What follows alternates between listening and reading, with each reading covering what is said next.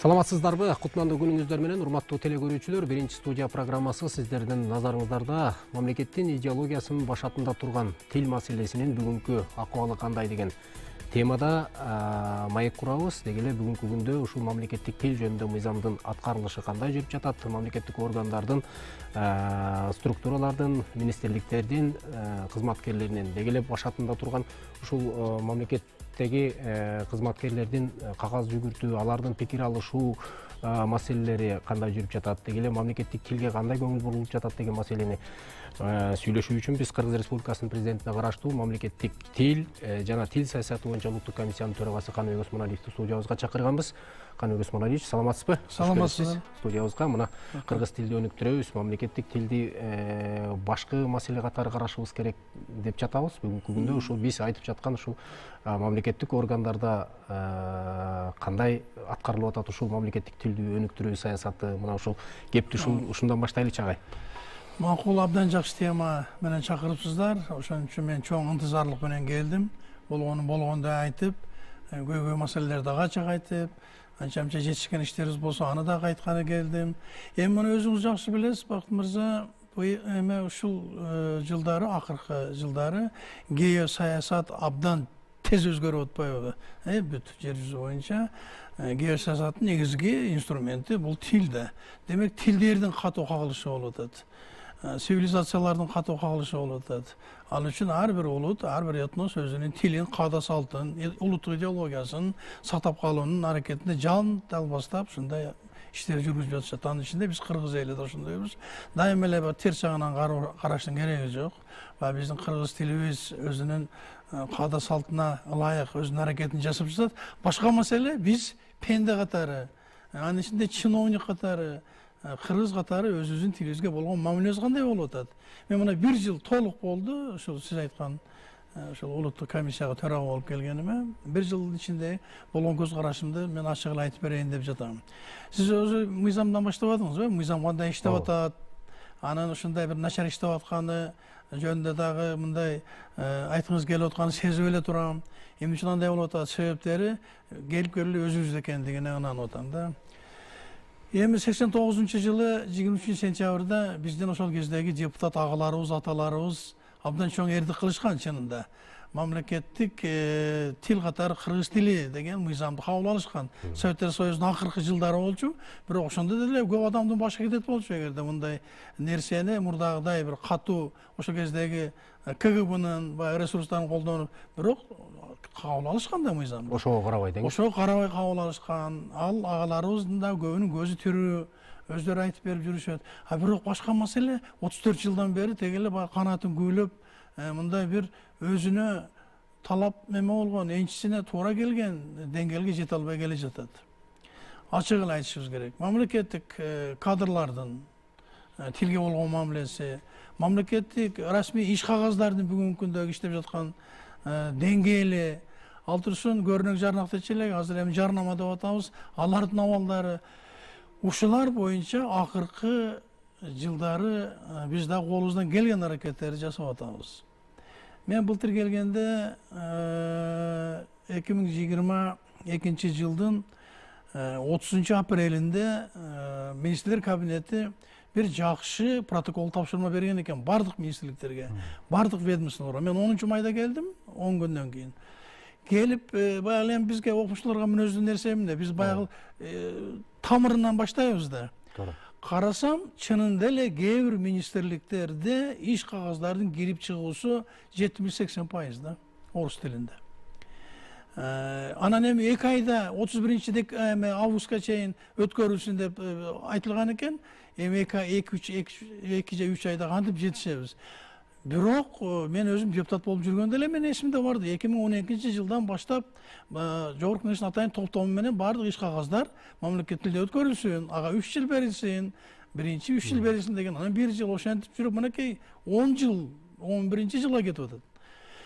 Демек, дагы эле өзүбүз мыйзамдарды толук кабыл алып, токтомдорду бир ушундай бир көп сандагы тескемелерди кабыл алганыбыз менен аткара келгенде эле мажбүрөлүк кылабызбы, тоготпоштукту кылабызбы, оонабастыкты кылабызбы, же болбосо баягы жоопкерсиздик мамиле болушу мүмкүн, анын ичинде ошондой эле болуп жатат.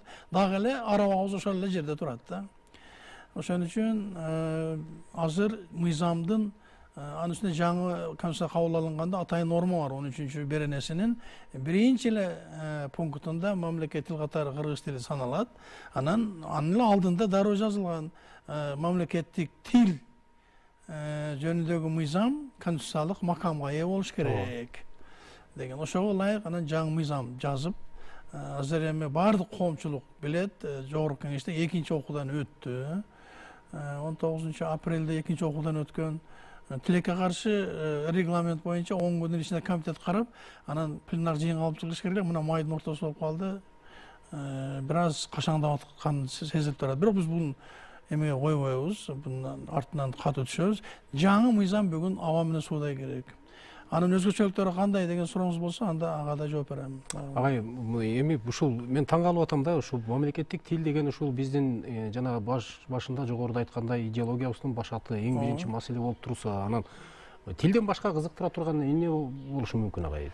Эми бул жерде өтө эле саясатташтырып жибергенибизден болуп атат да.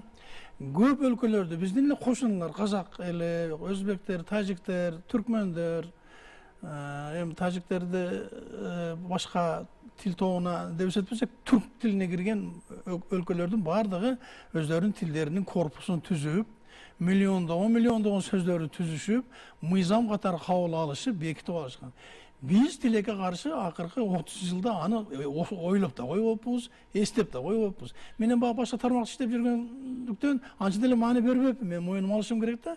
Мына ушу төрага болуп келгенден кийин сурасаң, эч нерсе жок. Биз даже бир сөздү түзбөппүз да. Эми баягы компьютерлик лингвистика деп атабыз, азыр жасалма интеллектти киргизип атабыз. Мына 1 жылдан бери тил корпусу деп эмнени түшүнүшүбүз керек? Мисалы үчүн мен чоң атамдын колунда чоңойдум. Чоң атамдын мени менен сүйлөшкөн сөзүнүн, баягы кыргыз тилиндеги сөзүн 50% бүгүн мен колдоном да. Калган 50% мен жоготтум, моюнума алышым керек. Аспирантурада окудук, илим жактадык, андай болду, мындай болду. Эми азыр менин неберем ошол мендеги 50%-дын дагы 50%-ын алып атат да. Ошентип баягы геометриялык эме боюнча, регрессия боюнча түшүп бара жатканыбыз көрүнүп атпайбы? Мындай жок, анан да кыйкыра баштап атабыз. Ушинтип эле жүрө берсек, тилди жоготуп алабыз. Ушундай жүрсөк, жоготуп алабыз. Аны үчүн эмне кылышыбыз керек? Ал үчүн атам замандан берки кыргыз тилинин баардыгын жыйнап корпус түзүшүбүз керек. Антоним, амоним, синонимдери менен бириктирилген корпус түзүп, мыйзам менен бекитип, балким министр кабинеттин токтому мененби, балким мыйзам кабыл алыппы. Мисалы үчүн өзбектер мыйзам кабыл алышкан, Россия мыйзам кабыл алды, 3-4 мыйзам кабыл алды орустар. Вот ошондо иштин бири да жасалып аптыр да. Кептин баары ошондо болуп атпайбы? Болбосо академиктерибиз толтура, элиндин докторлору андан көп, кандидаттарды айтпай эле коеюн. Вот ушулардын башын бириктирген нерсени жасасак, анан баягы коркунуч болбой калат да. Электрондук варианты болобу, кагаз варианты болобу, баарын жасап туруп, ар бир чиновниктин чөнтөгүнө салып коюшубуз керек да. Ушул маселе. Андан кийин ошо мыйзамдын өзүнө келе турган болсок, мыйзамда моундай болгон да, эми баарыбыз кыйкырып атпайбызбы? Окуя ушул эмеге конституцияга мамлекет тил катары кыргыз тилин коюп, анан кийин официалдуу расмий тил катары орус тилин коюп алганбыз. Ушул расмий тил эле бизге жолтоо болуп атат да.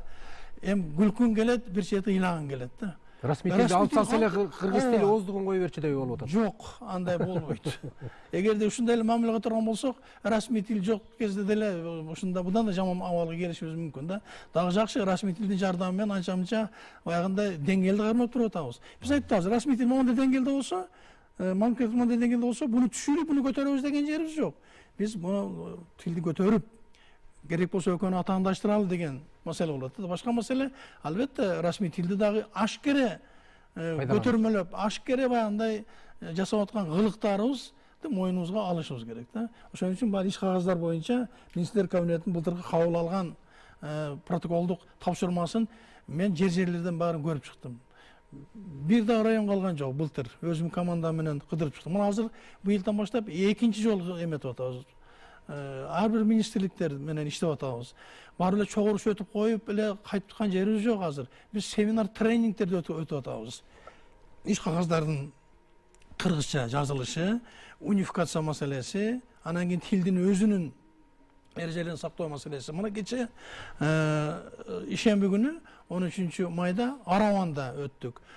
Түшкө чейин бүт мамлекеттик муниципалдык кызматкерлер менен ийип отуруп түз кеңештик. Бир 3 саат.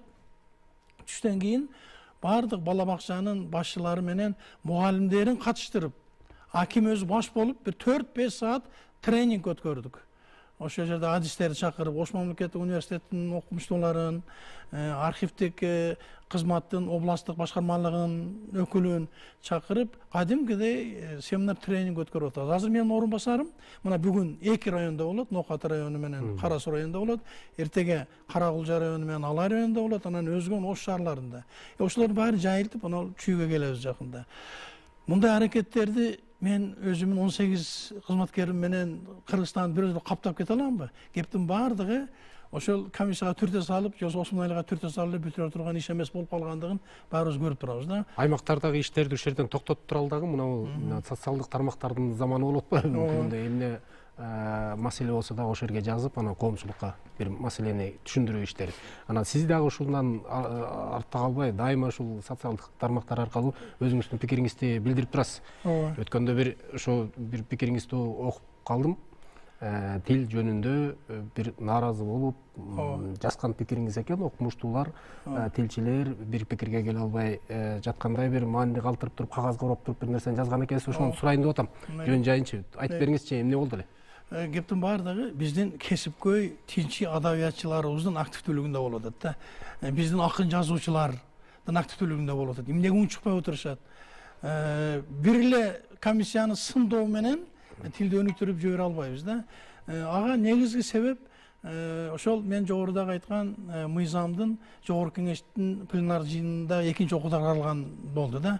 Ал жерде берген суроолордун кээ бирлеринин деңгээли, кээ бирлеринин баягы кайдыгерлиги же болбосо популисттик суроолор, ошолордун баардыгы келип жанды кейитти да. Эртеси күнү, анын эртеси күнү бир дагы башы көрүнгөн bir akademik korrespondent мүчөлөрүбүз, илимдин докторлору өздөрүнүн пикирлерин жазышкан жок да. Жазышкан жок да. Ай, мына жерде Осмонайлы баш болгон комиссия туура эмес кылып атат. Мына жерин туура кылып атат. Кайдыгерлик да. Кайдыгерлик. Мен ошол эмеде Facebook ошону жаздым болгону. Мен ал турушун жазып жибердим го. Мен бир байыйын деп атамбы, же да бир нерсе кылайын деп өзүм мыйзам түртүп атамбы. Акыры кыргыз тилинин келечеги жөнүндө сөз болуп атат да. Мен жакында эле бир жума болду, bir 2 жумага жакындап калды. Баку шаарында атактуу алардын лидери Гейдар Алиевдин 100 жылына арналган илимий практикалык конференцияга катыштым. Ал жерде Медеткан Шеринкулович агайыбыз экөөбүз бардык. Эми кырдаал ал жердеги абалды көрүп туруп таң калып кээде арданасың да. Тилге кандай мамиле жасайсыз? Тилге биринчи кезекте тил аларда. Акчаны да аяшпайт, интеллектуалдык ресурсу да аяшпайт, телевидениесинен баштап социалдык сеттердеги бореке смартфондордогу тиркемелерден бери бардыгын колго алышкан. Биринчи кезекте ошолорду колго алышкан. А бизде аны ойлонгон деле жерибиз жок да. Ушул КТРК, ЛТР гана ушулар бир аракет кылып анда эме кылып атышат. Анан калган, мисалы үчүн, айрыкча жеке каналдар, айрыкча жеке радиолор, башка маалымат каражаттары тескерисинче күчөтүп атышпайбы башка тилде? Өзлөрүнүн берүүлөрүн, өзлөрүнүн анан ошондой бир абал болуп атат да. Жаңы мыйзамда болгону 2 талапты катуу койдук. Ошону кээ бирлер туура түшүнбөй, Осмонали эки эле беренени жаңылык киргизиптир, анан калгандары мурдага деле калыптыр дебеди кече бирөө. Мен жанымы күйгүзүпчү. А чынында 2 берененин өзгөчөлүгү жөнүндө сөз болуп атат. Мен аны мына сиздин студия аркылуу азырдан айтып коеюн деп атам. Бул 5-чи берене.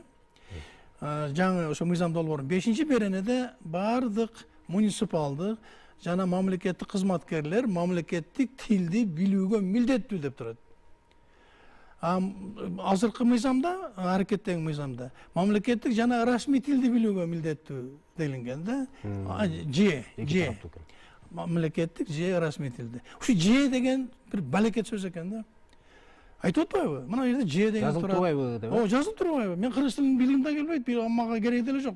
Мен орус тилин билем деп атпайбы? Мына ошону менен баягы 2 тилдин бири-бирине кагылышын алып келип атат. Бул бир. Экинчиси, 10-чу беренеде расмий документтер, иш кагаздар мамлекеттик тилде жүргүзүлөт деп так кесе жазып таштадык, жазып койдук. Жаңы сиздер киргизип атканда. Анан экинчи сүйлөмдө зарылдыгына байланыштуу, зарылдыгына болгон учурларда расмий жана башка тилде да которулат. Бунун эмнеси антиконституциялык экенин түшүнбөйм. Кече бир депутат ачыгын айтты го, биз силерди конституциялык сотко берип утуп алсак, эмне болот? Ким жооп берет? Мен айттым, мен жооп берем. Утуңуздар, мен жооп берем. Башка мамлекеттерде, бир да мамлекеттерде андай норма жок да. Мисалы үчүн Өзбекстанда өзбек тили, Казакстанда казак тили, Россияда орус тили, жана башка. Бул жерде баягы бири-биринен атаандаштырган, баягындай бир орусча айтайынчы, сослагательный наклонение болбош керек да. Түшүнүңүзбү? Ошонубузга каршы чыгып атат. Анан ар бир тармак, сот, прокуратура, ички иштер эмеси, билим берүү системасы, медицина системасы боюнча өзүнчө беренелер жазып чыктык. Ал жерде нормалар кандай болуш керек? Ооба, биринчи кезекте мамлекет тилде болуш керек. Ушул көп баягындай резонанс туудуруп атат. Башка мамлекеттерде андай суроо пайда деле болбойт да. Орус тилин сыйлоо боюнча, орус тилинин кадырын көтөрүү боюнча ошол Советтер Союзундагы мурда 15 республиканын ичинен бизден өткөн толеранттуу, бизден өткөн демократиялуу өлкө жок. Биз абдан сыйлайбыз орус тилин. Бирок биздин негизги тилибиз кыргыз тилибиз да. Кептин бар ошондо болуп атпайбы? Эгерде ушундай эле кое турган болсок, анда кыргыз тилинин келечеги абдан бүдөмүк болуп калат. Буну ачык айтып, анан ошону жаман көрүнүп атабыз. Дабы сиз берген суроо мына эменин көөдөнөн чыккан кыйкырык ошо Facebookка ошентип чыгып кетти да. Мен бул жерде эч кандай баягындай бир мыйзамды бузуучулук деле көргөн жерим жок. Мен өзүм патриоттук, атуулдук позициямды билгиздим да. Аймактарды кыдырып, жанагындай ушул тилге байланыштуу маселелерди эң орчундуу маселе катары көтөрүп, ошол аймактардан ишти кылып атасыздар. Анан ушул иш жүргүзүүнүн мааниси канчалык деңгээлде болду? Ал жактачы негизи кыдырып эле келиш эмес, же болбосо бир программаны аткарып, анан бир отчет үчүн эле биз мамлекеттик тил үчүн чуркап жүрөбүз, аймактарды кыдырып деген эмес да бул мааниси. Ошонун бир жыйынтыгы көрүнүп атабы? О жыйынтыгы көрүнүп атат, буюрса, бирок бир аз жайыраак болуп атат. Бунда бир аймак менен экинчи аймактын айырмасы абдан чоң болуп атат. Мисалы үчүн айталым, Нарын областы менен Чүй областынын айырмасы асман менен жердей болуп атат да. Чүй областынын кээ бир айыл өкмөттөрүндө, кээ бир шаарларында расмий тилдеги сүйлөнгөн сөздөр, анан расмий тилдеги иш кагаздар 70-80% түзүп атат. Кээ бир айыл өкмөттөрүнүн кээ бир айылдарында мамлекеттик тилдин үлүшү 6-5% болгондор болуп атат. Биз ошолордун баардыгын көздөрүнө сайып көрсөтүп атабыз. Эми жаныңарды койбойбуз. Мыйзам кабыл алынгандан кийин ошо 5-10 беренени эч болбодо дегенде жаныңарды suurуп алабыз. Анткени бул конституциялык талап болуп калат деп атабыз. Бирок түшүнүү менен кабыл алып атышат. Кийинки учурларда биз эмени жолугушууларды кандай эме кылып атабыз? Тилекке каршы массалык маалымат каражаттарына биз мындай катуу чагып, өзүнүн ресурсубуз да жок болуп атат да. Мисалы үчүн Ала Тоо аркылуу, баягындай маалымат каналдары аркылуу болгону бир 1,5 мүнөт, 2 мүнөткө чейин берилет, кээде 30 секундда берилип калып атат. Мындай да программа мындай болуп атат. Биринчи эле губернатор же аким, же мэр доклад жасайт. Ошол өзүнүн кол алдындагы аймактагы мамлекет тилин абалы жөнүндө. Андан кийин биздин кыргыз тесттин генералдык директору бар, Батма Болоталиевна. Ал жасайт кыргыз тесттин абалы кандай болуп атат. Кантип муниципалдык, мамлекеттик эмелер, кызматкерлер кандай тапшырып атышат. Көзгө көрсөтүп, сайып, мынанча деп көрсөтүп атат. Анан менин докладым кетип атат 3-чү позицияда. Мен докладымда цифрлар так көрсөтүлүп атат. Мисалы үчүн айталы энергетика министри же болбосо экономика министрлиги. Мына акыркы 10 майда экономика министрлигине эме кылдык. Дагы эле былтыр 70% тегерегинде болсо орус тилиндеги документтер. Быйыл кайта көбөйүп кетти, 80% жакындап калыптыр. Мына көрдүңүзбү? Анан региондорго, ошол аймактарга барганда баардыгы бизге даттанып атышат, арызданып атышат. Агай дейт, жогору жактан бизге орусча келип атат документтер. Президенттин администрациясынан дагы, министр кабинетинин аппаратынан, жогорку аппаратынан көбүнчө орусча келип атат. Министрликтерден айтпай эле коелу, кээ бир министрликтерден 100% орусча келип атат. Анан биз орусча жооп беребиз да, деп атышат. Кече Таласта 27-28 апрелде Таласта болдум. Ал жерде бир аксакал оозум ачырбадыбы? Азамат киши экен. Балам дейт, мен дейт, эч ак эле пенсиядамын дейт. Бирок мен мына балдарыбыз иштеп атат дейт. Кээде кыргызча отчетторду, протоколдорду жазып жиберсе жогорку органдарга, бизге орусча отурмосун бериле деп кайтарат экен да. Эмнеге? Себеби бу жерде өздөрү жаза албайт да. Кыргызча топтой албайт, кыргызча жөндөй алышпайт. Вот ошолордун бардыгын азыр ачык көрсөтүп атабыз. Эми бир гана нерсе мен азыр эме кылып турат, кыйнап турат, 3-чү окуудан өтүп, могу мыйзамыбыз бирок созулуп кетти, эмнегедир? Анан президентибиз кол коюп күчүнө киргизсе, анда мыйзам чегинде жазаласа болот да ошондой чиновниктерди, ошондой кыргыз тилине мындай кылбасак дагы эле баягы мышык чычкан ойноп жүрө беребиз дагы болот. Мен ошол инструментти сурайын дедим эле да, эгерде ушул жанагы иш кагаздары ошондой жүрө бере турган болсо, же болбосо жанагындай кыргыз тесттен өтпөй калган чиновниктик чөйрөнүн адамдары мисалы андан кийинки тагдыры кандай болот? Ошо колуңуздагы механизм, инструмент кайсылар деп сурайын дедим эле. 2017-жылы өкмөт өзүнчө токтом кабыл алган экен. Бардык муниципалдык мамлекеттик кызматкерлер тесттен өтүш керек. Ошо кыргыз тесттен. Ал жерде баягы деңгээлдер боюнча каралат. А1, А2, Б1, Б2, анан С1. С1 деген бул эң жогорку кесипкөй профессионалдык деңгээл. А1 баягы чет мамлекеттер эптеп баягы кыргыз тилинин бир анча бир сөздөр. Анан А2, анан ошондо эметилген экен, токтомдо көрсөтүлгөн да 10 жылга чейин Б1 менен ээ болгондор иштеге акысы бар. 10 жылдан баштап Б2 менен, анан С1 менен деп 22-21 жылга чейин жазылган. Бирок тилекке каршы ошону сертификатты алып барган кызматкерлерге министрлер, ал турсун президенттин администрациясы, жогорку кеңештин аппараты, министрлер кабинетинин аппараты мындай көңүл бурбай жатышыптыр да.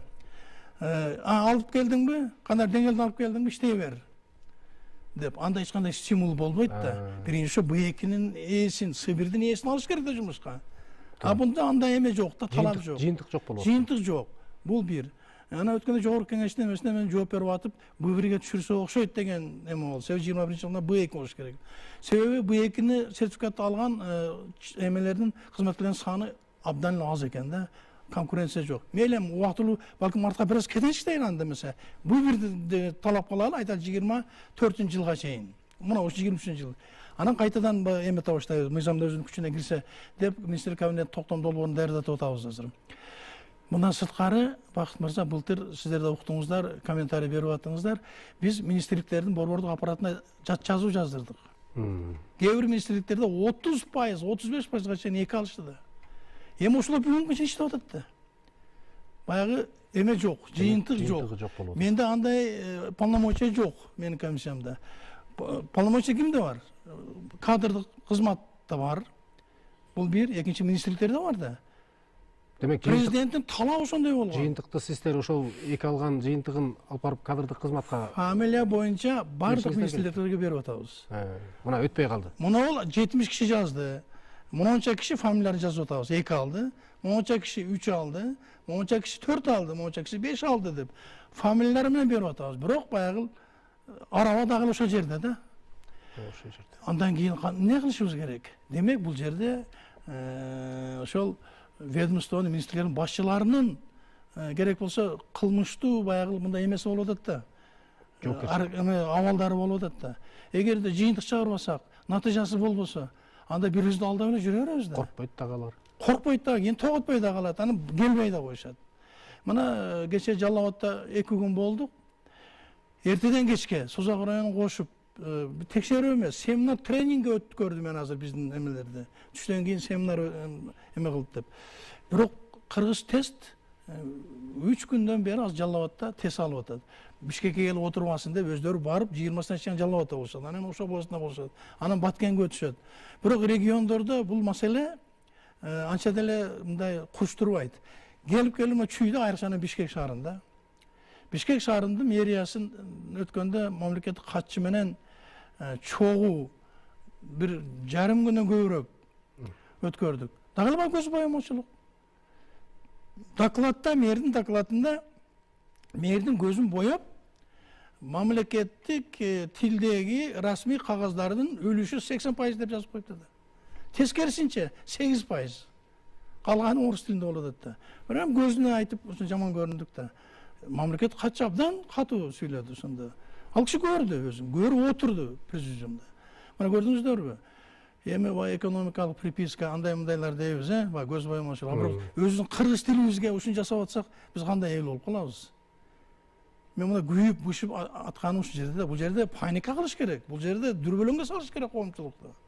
Андан андай кылбасак, келечегибиз өтө эле бөдөңк болуп калат. Улуттук идеология дейбиз. Ооба, кол сөздөрдү айталы, жомоктордон баштап бүт баягы эмелердин баарын айталы.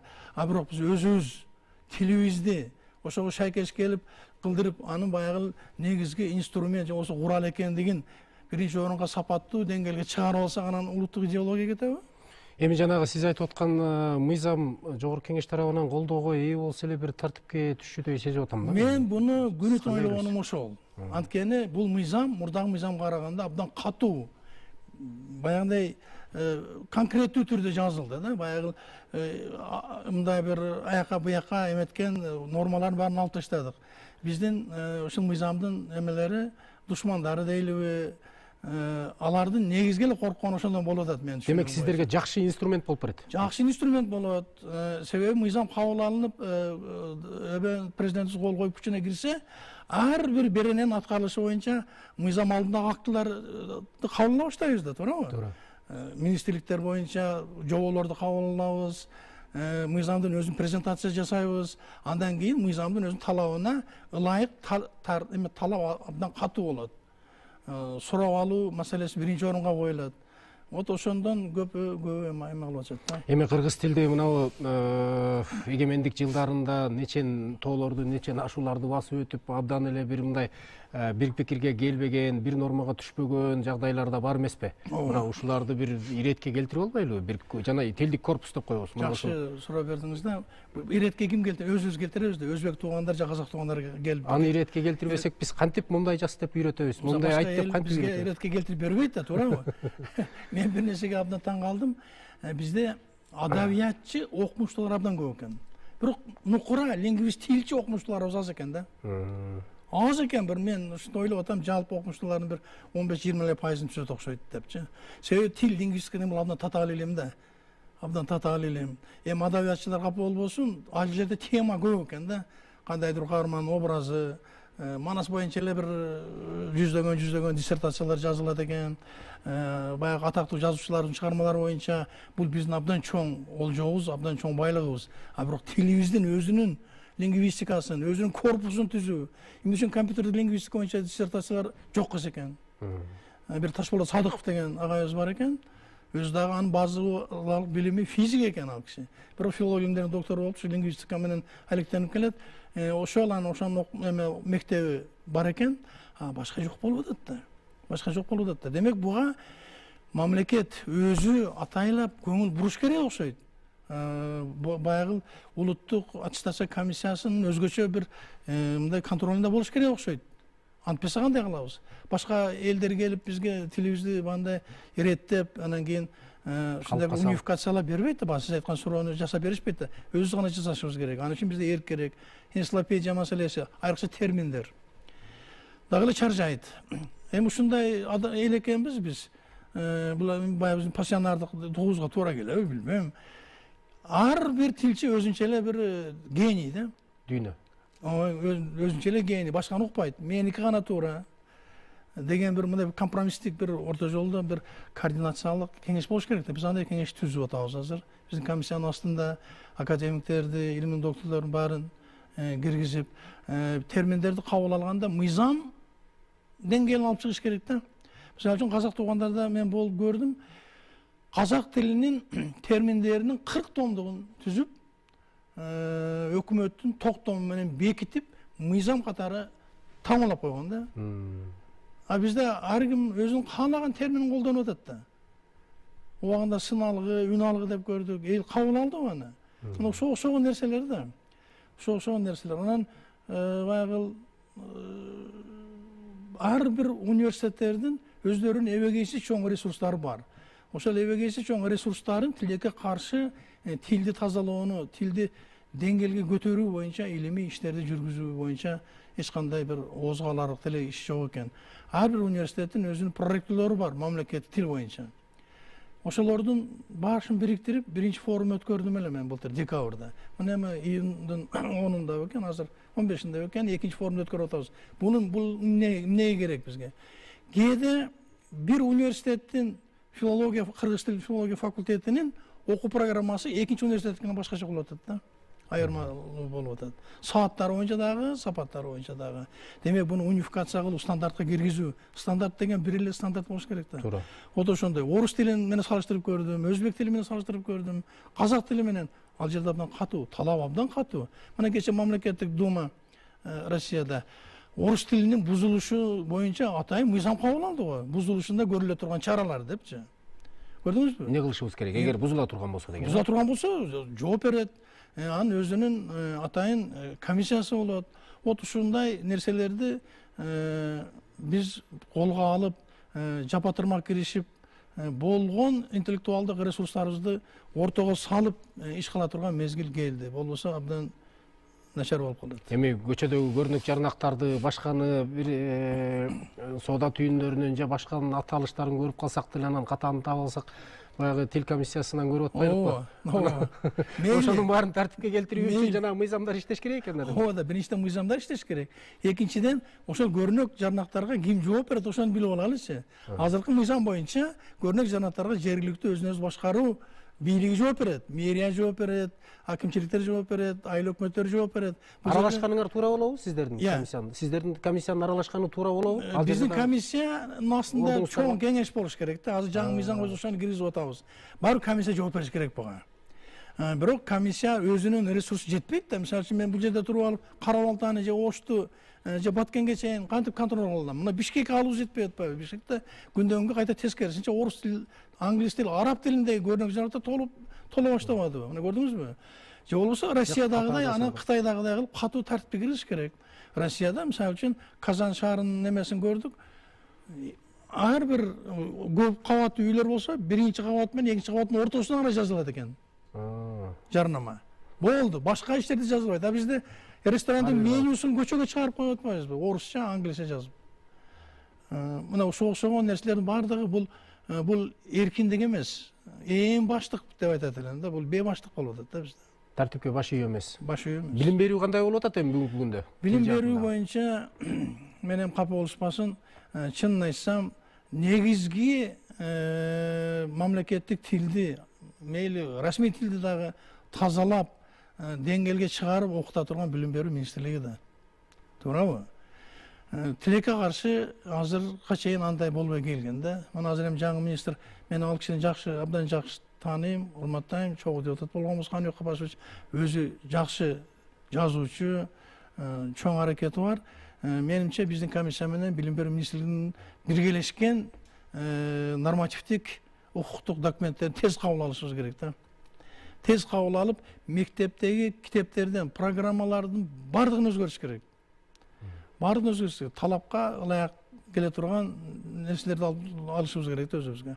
Ансыз дагы ошо чаржайт маселе ордуна. Кайсы бир маселени ордуна коердо негизи тартипке келтирүү иштеринде кайсы бир структуралык байланыштар болот го. Ошол кыргыз тилин тартипке келтирүүдө ошо билим берүү министрлиги менен эле сиздердин ортоңуздардагы байланыш болуп атабы же бүгүнкү күндө дагы башка структуралар дагы жооптуу болушу керекпи? Абдан жакшы болду да ошо суроону бергениңиз. Анткени 5 жылдык мамлекеттик тилди өнүктүрүү программасы бар.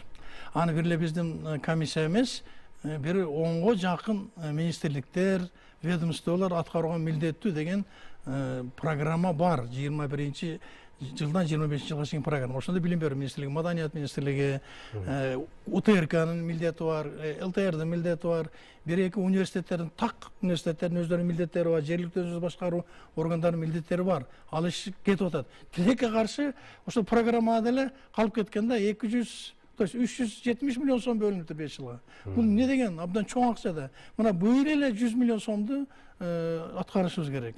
110 миллион сом деген ушуну аткарышыбыз керек. Анын ичинде мультфильмдерди тартыш боюнча. Биз буга эмне үчүн катуу көңүл бурабыз? Бул анимациялык фильмдерди тартыш боюнча кыргыз тилинде. Болгону 4 миллиондон 8 миллионго чейин УТРКга, ЛТРга котормосу, анан УТРКга берилип туруп, ошону баягындай эметип атып, өзөрлүк кылып атып, быйыл жаңы токтом кабыл алдырып 23 миллионго чыгардык. Мына азыр ОТРКнын баш директору менен Телебаев мырза менен сүйлөшүп, азыр эме жарыя болгону калды. Tender жарыя. Ошо тендер маселеси да көп кыйнап атат да бизди. 23 миллионду биз бу ел эме кыла турган болсок, аткара турган болсок, анда бул бир топ эле жакшы болот. Анын ичинде эмнелер кирет? Мультфильмдер. Мультфильмге гана бөлүнөт. Мультфильмге. Былтыр 8 миллион бөлүнгөн экен. Аны дагы эсепти ноябрдын аягында арандан зорго ачтырдык. Үлгүрбөй калдык. Азыр 2 сериал, ар бири 10 сериядан турган 2 сериал мультфильм мына июнда презентация болот КТРК аркылуу, ошо сиздер аркылуу. Вот бул маселе ошондо окутуу маселеси, тилге окутуу маселеси, спектакльдерди коюу маданият министри аркылуу аларга бөлүнүп атат. Илимдер академиясына 2 миллион сом бөлүнгөн болчу былтыр. Аны аткара алышкан жок. Улам бир эмесинен, бир институттан экинчи институттан ыргытып атышып, 2 миллион жалпы эмеге казанга түшүп кетти жылдын аягында. Мына көрдүңүздөрбү? Бул эле жоопкерчилик да. To'g'rimi? Bu yil manda qilmaymiz. Bu yil har bir tiyindin atkарылышы боюнча керт башы менен жооп бере тургандай саясат жүргүзүп атабыз. Себеби 7-февралда алынган жаңы токтом ошону талап кылып атат да. Эми бардыгы тең эле тил жаатында баягы жаман болуп атпаса керек. Айрым мактана турган жактары деле болсо керек. Себеби бир жагы ушул министрлик бардык структуралар тең мындай билбейт, 80% билбейт. Же болбосо бардык ушу аймактарда тил жаман болуп атыптыр. Жана чүйдү сиз айтып атасыз. Ошо сыяктуу аймактардагы өзгөчөлүктөр жаатында да бир айырмаланып турган, деңгээлге көтөрүлгөн бир жактары да болсо керек, структураларда. Албетте бар. Иш кагаздарын мамлекет тилде өткөрүү боюнча Талас, Нарын, Ош областынын көпчүлүк райондору, Жалал Абад областынын көпчүлүк райондору 98-100%га чейин аткарып атышат. Мамлекет тилдин үлүшүнчү аткарып атышат. Эми ал жерде башка маселе бар, сабаттуулук маселеси, кээ бир убагында келегей сөздөрдүн пайдаланып кетиши расмий документтерге. Эми аны оңдоп коюш оңой эле. Аны баягы милдеттүү, баягы жоопкерчиликти көтөрүп, эми күчөтүшүбүз керек да. Анан албетте түшүндүрүү иштери. Бирок кийинки жылдарда өзүңүз жакшы билесиз, биздин мамлекеттик тилибиздин дагы бир ушундай бир шамдагай душманы пайда болду.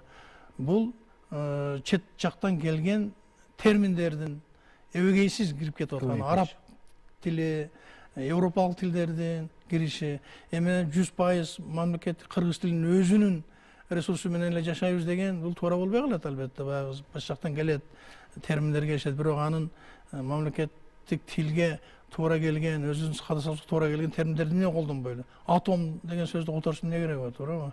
Медициналык дары-дармектердин, мисалы үчүн аспиринди биз котор деген жокпуз да кыргызча.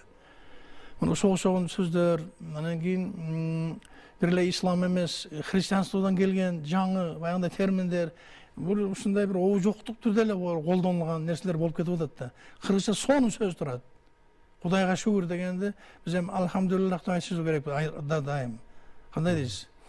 Машаллах деп айтышыбыз керек. Алардын сонун котормолору бар да. Чоң аталар ушуну айтып эле келгенде, мен башында айтпадым ба, чоң атамдын сүйлөгөнүнүн 50% мен бузуп сүйлөп атам деп, өзүм моюнума алып атам го. Мына көрдүңүздөрбү? Демек буга мамлекеттик саясат абдан катуу болуш керек да. Ар тараптан кысылып атыптыр да бул жердечи. Диний тараптан да башка жагынан да. Геосаясат ошол эменин кагылыштын, тилдердин кагылышуусуна, тилдердин чоң конкуренциясына алып келип атат. Жаштар үчүн күрөш болуп атат керек болсо. Ушул сырттан кирген эми күнүмдүк турмушубузга колдонулуп жаткан жаңы сөздөр, неологизмдер деп коебуз. Ушуларды дагы бир нормага салып турган бир комиссиябы же кайсы бир кеңешпи ушундай болушу керекпи? Терминкомдо. Ооба, ошону тилекке каршы Терминком менен энциклопедияны акыркы 3 жылда эч ким карабай эле коюптур. Өзүнчө болуп эле бир туруп академияга берилет экен, бир туруп биздин комиссияга берилет экен. Акыры бул жерде президенти Садыр Нуркожоевич 21-жылы 28-июльда өзүнүн жарлыгы менен Терминкомду, энциклопедияны, кыргыз тести, окуу борборун бардыгын биздин комиссияга берген экен. Мурун жөн мамлекеттик тил комиссиясы деп аталса, азыр мамлекеттик тил жана улуттар саясаты болуп атпайбы? Эме тил саясаты болуп атпайбы? Берген экен. Ошондон кийин кандай болот? Демейде президенттин указынан кийин өкмөт өзүнүн токтом чыгарыш керек 3 айдын ичинде. 3 ай эмес, 1 жыл токтом чыгарбай жүрө беришиптир да. Терминком, энциклопедия, кыргыз тест зарплата албай, айлык албай иштешиптир да. тарап кеткен газ калган. Ошону калыма келтирип, министрлер кабинети токтом чыгарганга мага 4 ай убакыт кетти да. Мына азыр ордуна түшүп атат, ордуна түштү. Бирок маяна маселеси. Себеби алар мамлекеттик кызматка кирбейт, алардын статусу. Энциклопедияда терминкомду иштегендер. Алар эмнеге киргизгенге болбосун? Киргизиш керек менимче. Ушунун үстүндө азыр мындай чоң күрөш болуп атат. Эми тилдик аз убактыбыз калыптыр. Дагы бир маселе ошол тилдик тартипти бир нормага салуу маселесин дагы бир айтып кетким келип атат. Анан бир жагы ушул массалык маалымат каражаттарында колдонулушу, аны келечек муун колдонушу, бир тартипке баш ийип, анан ошонун негизинде анан биз жазып, анан бири-бирибиз менен сүйлөшүшүбүз керек да, пикир алышыбыз керек. Анан бизге бир кайсы бир кыйын учурлар жарала калса, бир сөздөрдөн кыйындык жарала калса, Юлдахиндин сөздүгүн ала калабыз дагы, ошондон карайбыз ошол жерде кандай экен, туура айтылышы кандай экен, жазылышы кандай экен деген нерсени ошо сыяктуу бүгүнкү күндө окумуштуулар тарабынан бир мындай бир эреже катары мына кармана турган бир иштелип чыккан материалдар барбы? Азыр бар, буга чейин болгон, бирок өтө эле багында чаржайт болуп калды да. Чаржайт. Ар бир автор өзүнүкүн туура деп эсептеп алган да. Жана сиз айткан. Ооба. Мына менин гана сөздүгүм биринчи орунда болуш керек. Ага бир компромисске алып келе турган орган ушу биздин орган, улуттук комиссия. Бирок физиканын өзүнөн эле 3 терминдик эме сөздүк бар да. Кээ бир терминдер туура эмес которуп коюшкан. Мен физик катары буну баардык жоопкерчиликтин мойнума алып айтам да. Азыр эми баягы терминкомду өзүнчө эме кылып, аномастика маселеси, жер суулардын аталышы, ушулардын баардыгын эмне үчүн ошол эле смартфонго тиркеме катары киргизгенге болбосун. Туурабы? Юдахинди моундай китебин көтөрүп алып жүрбөйт азыр балдар. Эмеден карайт, таппаса колун шилтеп коет да, орус терминдерди пайдаланат. Google-га жаза коет, кандай жазылат. Ооба, ошону жаза коет. Анан Google-дун деле котормосу кандай? Бореки жасалма интеллектти ошо мамлекеттик программанын чегинде аткарып атабыз. Үндү текстке айландыруу, текстти үнгө айландыруу, семантикалык анализ, ушулардын баардыгын буюрса мына сентябрдагы 23 сентябрга чейин презентация кылалы деп турабыз. Эми ушуну иштеп чыгуучу адистер тарабынан. Адистер тарабынан иштеп чыгылды. Үндү текстке айландыруу, текстти үнгө айландыруу аткарылды. Эми буну баягы семантикалык анализ жүргүзүш керек да. Дагы эмесин кулачын кеңейтиш керек. Дагы эле тил корпусубуздун жоктугунан болуп атат да. Ал канчалык көп болсо, анан мисалы бир сөздүн колдонуу жыштыгы канчалык чоң болсо, анан ошол сөздөргө эме берилет да, артыкчылык берилет да, туурабы?